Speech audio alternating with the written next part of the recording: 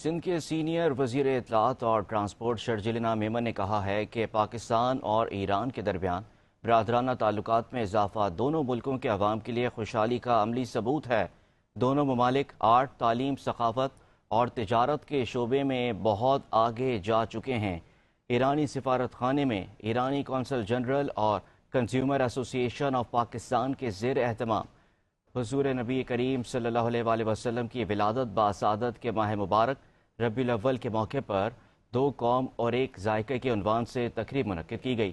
اس موقع پر میزبان council general doctor حسن نوریان، chairman consumer ایسوسی ایشن کوکب اقبال، فارن افیئرز آفس کے ڈائریکٹر جنرل عرفان سومرو، شان فوڈ کے ڈائریکٹر مارکیٹنگ علیزے فرح نے بھی خطاب کیا۔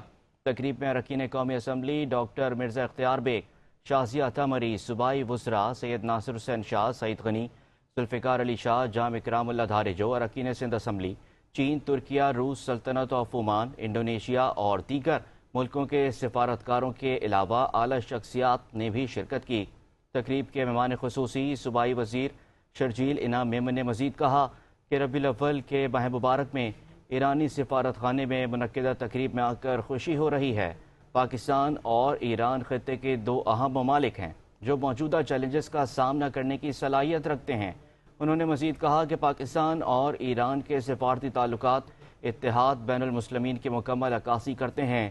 دونوں ممالک نے مسلم امہ کو درپیش مسائل پر یکساں موقف اختیار کیا۔